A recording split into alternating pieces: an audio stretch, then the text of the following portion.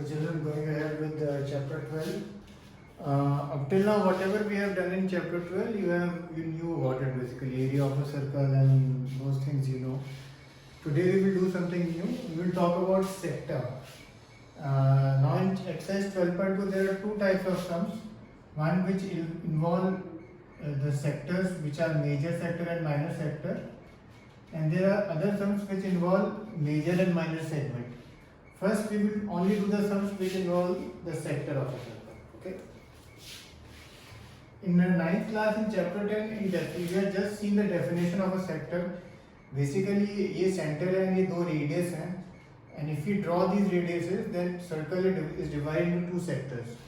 जिसका एरिया ज़्यादा लगता है that is known as major sector, जिसका एरिया कम लगता है that is known as minor sector. इसको कई बार ऐसे भी बोला जाता है area of minor sector OAPB, और इसका फॉर्मूला होता है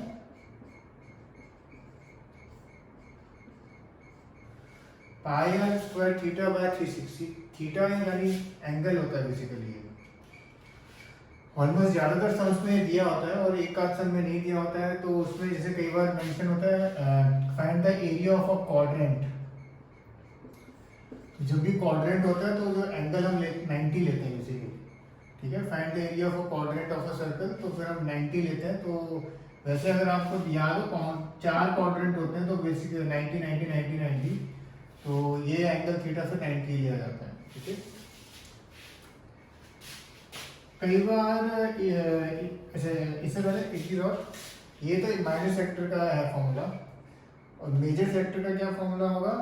अगर आप फिगर देखें सर्कल में से इसको माइनस कर दो, pi square minus pi square theta by 360. अच्छा, area of major sector, circle का एरिया में से आप माइनर सेक्टर का माइनस कर दो तो आ जाएगा. एक मेथड और है, अगर किसी समय केवल मेजर सेक्टर का एरिया निकालने को बोला हो और माइनर का निकालने को नहीं बोला हो, तो आप चाहें तो सीधा ये एंगल लेके भी निकाल सकते हैं.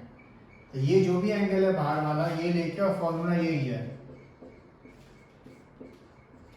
ठीक है, ज्यादातर समय तो ऑफकोर्स ऑलमोस्ट सारे सम से माइनर सेक्टर का निकालने को बोलेंगे पहले, और फिर अगर बोलते हैं मेजर का, तो फिर ये वाला मेथड जनरली फास्ट होता है, बिकॉज ये वैल्यू आपकी ऑलरेडी निकल चुकी होती है.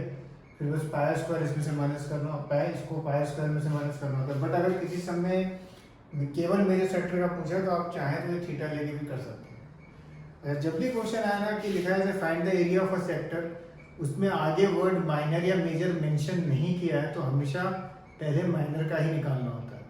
हमेशा पहले माइनर का ही निकालना होता है. अच्छा, अब आप एक चीज noticing one thing here, the sum seems pretty simple. Pi 22/7 लिया जाता है, 22/7 रेडियस जो भी दिया हुआ है, थीटा एंड ये 360. ओके, एंड इसको बस सॉल्व करना. बट एक चीज ध्यान रखना, जब भी फॉर्मूला इजी होता है, सब समझना इजी होता है, इसमें calculations are not very easy. Okay, कई बार आपको एक सम को करने में 7 to 8 मिनट्स या 10 मिनट भी लग सकते हैं. एंड कैलकुलेशन ऑल्सो आप you will be tempted to use the calculator on your phone और pad, whatever way you are doing, but don't do that. Don't get into the habit. आपको check करना है, check भी आप पहले आप पूरा सॉल्व कर लो, फिर चेक करो. Make that habit. लास्टली एक फॉर्मूला और है, लेंथ ऑफ द आर्क.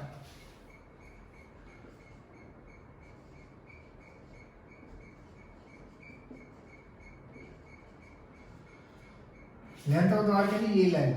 ठीक है, इसका फॉर्मूला होता है pi r theta by 180. Pi r theta by 180. एक एरिया का और सेक्टर का एक फॉर्मूला और है. अगर किसी क्वेश्चन में लेंथ ऑफ आर्क दिया हो, एरिया ऑफ माइनर सेक्टर निकालने का एक फॉर्मूला और है. अगर किसी क्वेश्चन में ये जब ये MCQ में होता है अगर, तो वो ये फॉर्मूला है half into L into are.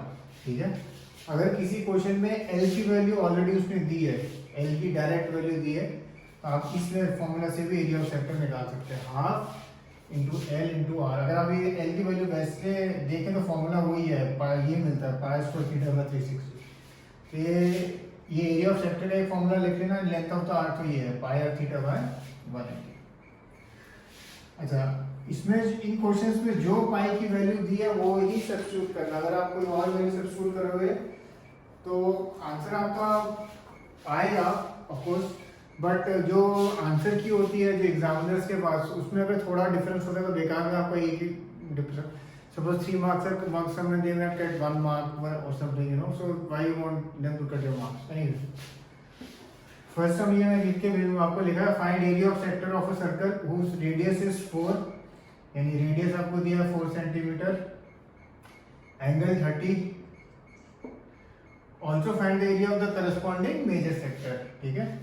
Theta ये है और पाई आपको दिया 3.14, तो सेक्टर का area pi are square theta by 360, pi आपको दिया 3.14, तो 3.14 इंटू 4 इंटू 4 इंटू 30 अपॉन 360, ठीक है। इसमें पहले जितनी कटिंग हो जाए उतनी कटिंग करना, उसके बाद ही फिर आगे बढ़ना, जैसे 30 360 इजीली कट हो जाएगा, ओके। सो जब भी आंसर डेसिमल में आ रहा हो, इट इज एक्सेप्टेबल कि you find it up till 2 places of decimal, ये नहीं कि आगे करते जाए फिर तो सब कभी खत्म नहीं होगा। एंड ऑब्वियसली जब ये आ जाए, ये बेसिकली हम किसका निकाल रहे हैं, माइनर सेक्टर का। उसके बाद में बोला also find the corresponding major sector, तो मेजर सेक्टर के लिए या तो आपका जो आंसर आया माइनर सेक्टर का पाई आर स्क्वायर में से वो माइनस कर देना, और सेकंड मेथड अब जो मैंने बताया ये थीटा 30 डिग्री है, तो मेजर सेक्टर का थीटा होगा 330, 360 माइनस 30 330, तो आप वो लेके भी और फिर फॉर्मूला तो वही रहेगा, ओके। तो हम एक्सरसाइज 12.2 के फर्स्ट 3 सम्स डिस्कस कर रहे हैं।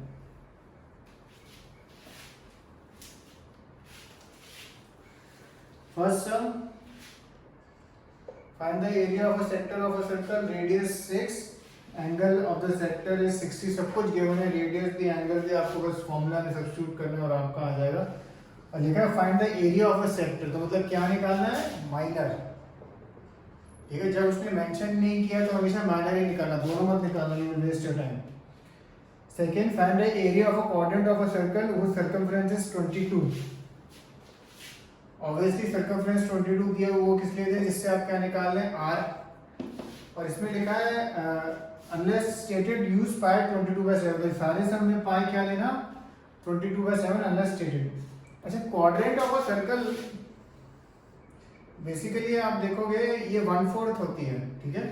तो क्वाड्रेंट वाला सम में जैसे एक मेथड और होता है, जैसे एरिया ऑफ सर्कल क्या होता है, पाई आर स्क्वायर, आप इसको सीधा अपॉन 4 कर दो तो भी आपका आंसर आ जाएगा।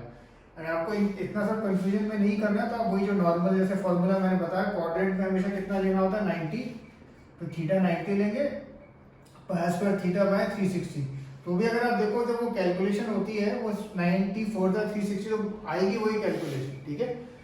तो इसी तरह से कई बार कुछ सब में डायरेक्टली भी हो जाता है, जैसे ये क्वाड्रेंट वाले सम में, तो you can do that also, but if you want you can use the formula also all the time, it is not an issue at all. अब क्वेश्चन नंबर 3 पे आते हैं, जहाँ पे जो सब कुछ दिया है, बस थीटा थोड़ा उसने कंफ्यूज करके दिया है। The length of the minute hand of a clock is 14 centimetre, यानी आर दिया है 14। Find the area spend by the minute hand in 5 minutes, ठीक है। वो जैसे क्लॉक का एरिया 5 मिनट में कितना गया, बेसिकली सेक्टर का माइनस सेक्टर निकालना, पर ये कितना आ गया, ये एरिया निकालना है। इसके लिए ऑब्वियसली हमें थीटा चाहिए, तो थीटा हम कैसे निकालेंगे, अगर आप देखो 1 घंटे में 60 मिनट्स होते हैं और ये 360 डिग्री है, तो 1 मिनट में के लिए कितने डिग्री होते हैं, अगर हमें निकालना हो 360 डिग्री जो एंगल है अपॉन 60 मिनट्स, तो ये आ गया 6 डिग्री। अब ये चीज आपको ध्यान रखनी है, जब भी ये एक स्टेप दिखा दूं आपको, जब भी ये मिनट वाले सम आएंगे ना, 1 मिनट इक्वल टू 6 डिग्री लेना, तो यहाँ पे 5 मिनट्स दिया है आपको, ये आप लेंगे 30 डिग्री, तो ये आपका थीटा होगा, ठीक है। ये आपका थीटा होगा, रेडियस आपको दिया, तो बस अगेन सिंपली फॉर्मूला में डालना, ओके। तो do these 4 sums and write the formulas and do them honestly, okay. Don't hopefully you will not do with the calculator, okay. Cheers.